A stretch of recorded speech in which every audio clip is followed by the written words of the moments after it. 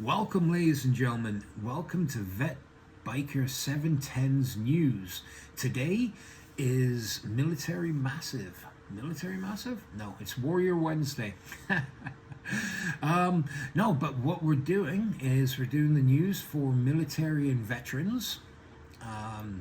And we're looking at what we can do to help people out. So, we're open.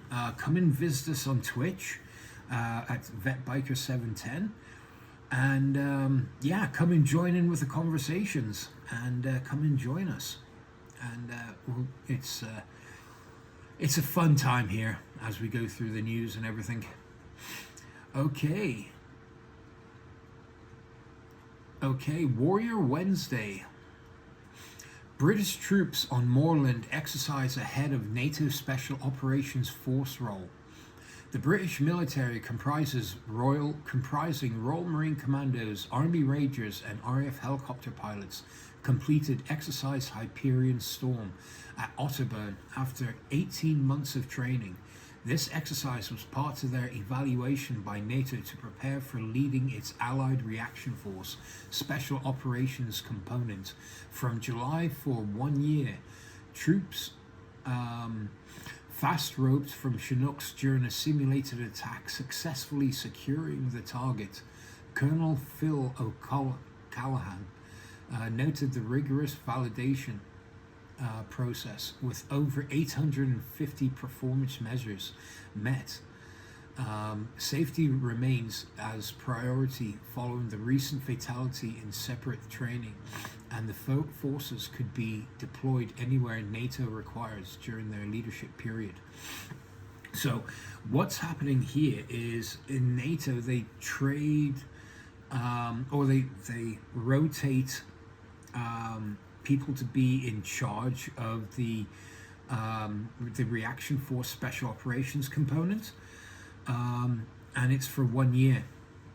And they do this so it keeps everyone on the ball, but it keeps the training up, because the next one's taking it over in a year's time. Would have been training now for 6 months. And they've already been training, so they're getting their way back up to standard to take it over next year. But this means that they're on call at any time for NATO to move anywhere under the NATO guise. So that's really interesting news. I found that interesting because with how small the British forces are nowadays, it's crazy. That's another one. I'll be coming on to that. So we'll go through that.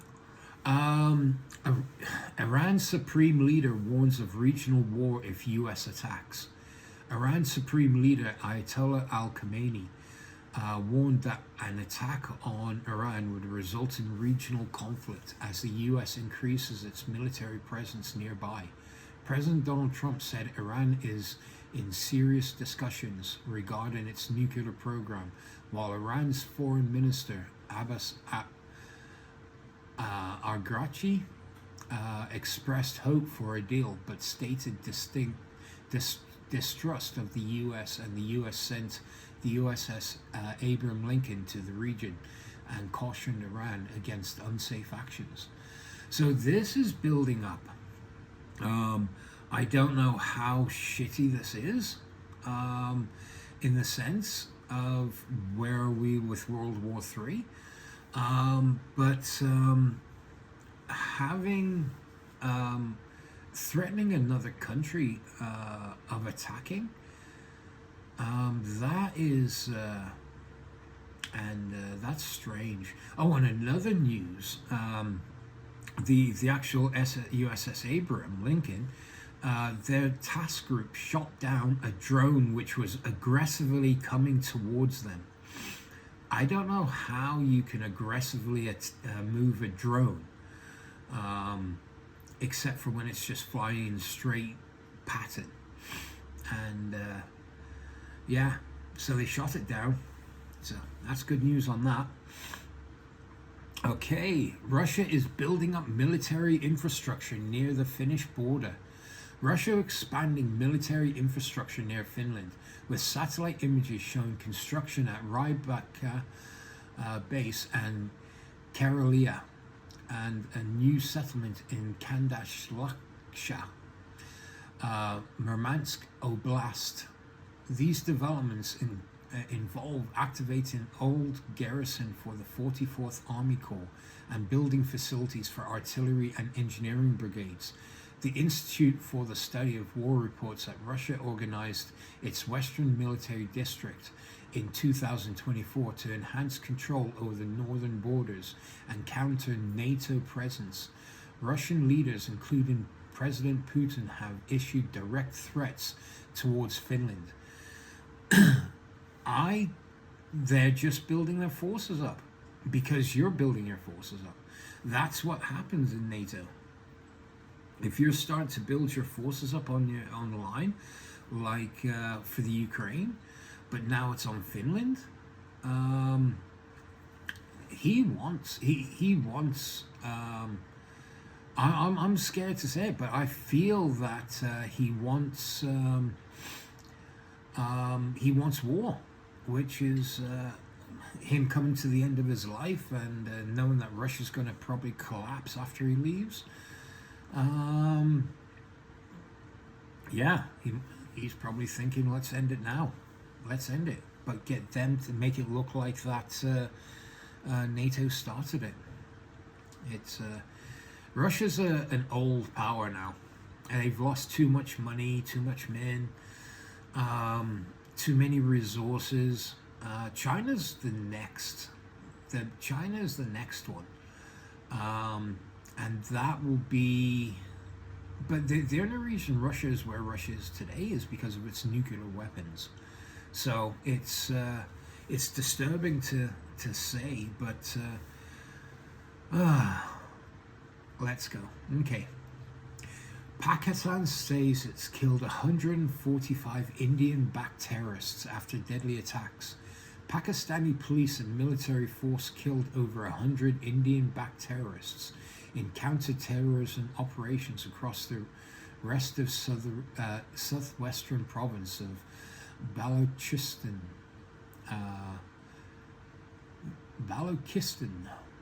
Over the past 40 hours, government officials said Sunday, on a day after coordinating suicide and gun attacks killed 33 people, mostly civilians.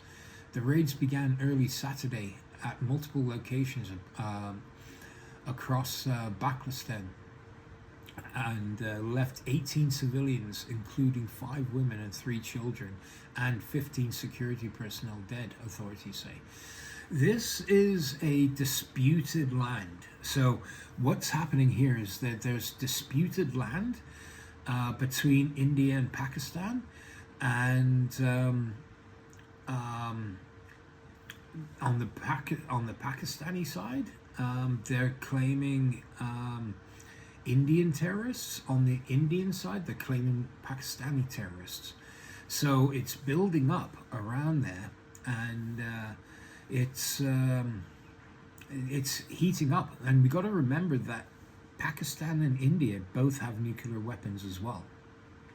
So that has to be up front as well, because if stress happens on that side, that's another one. So all doom and gloom today, guys. All doom and gloom. No interesting news. Okay, USA some military forces have been deployed to Nigeria. The US has confirmed the deployment of small troop contingents in Nigeria, officially recognizing their presence after airstrikes on December 25th targeting terrorist groups in Sokoto State. This move follows an agreement between Washington and Abuja to boost counter-terrorism efforts, with US personnel supporting intelligence and assisting Nigerian forces against Boko Haram, ISWAP, and other militant organizations. Nigeria's government asserts its action addressed terrorism rather than religious groups. The US recently delivered military equipment to Nigeria, reinforcing bilateral cooperation and regional security. It's heating up again. Um, the so in Nigeria, what's happening is there is an Islamic group who who are going around killing thousands by tens of thousands of Christians, and they're calling it terrorism instead of a religious group now. So, um, so I think with the rebranding of the words to terrorism, it means that it's what everyone's doing. I mean, look at the two people that were killed in the U.S. That woman and that ICU nurse. They were considered terrorists, domestic terrorists by the U.S. What they've said, that's bullshit. That is absolutely bullshit. So yeah, I don't agree with that. And calling everyone terrorists when they're doing something, it just doesn't give you the action to turn around and do whatever you want. Um, yeah, it's crazy, crazy. Okay, U.S. military conducts strikes on Islamic State members in Syria.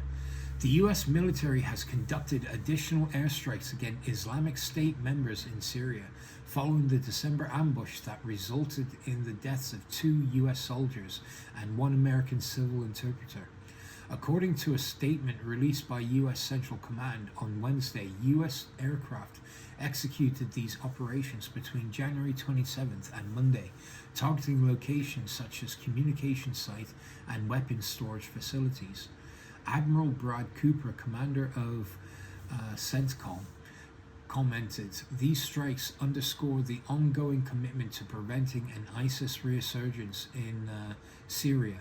The military reports that multiple rounds of strikes since December have led to the elimination or capture of more than 50 Islamic State members, including a senior terrorist leader responsible for planning attacks and directly linked to the ambush.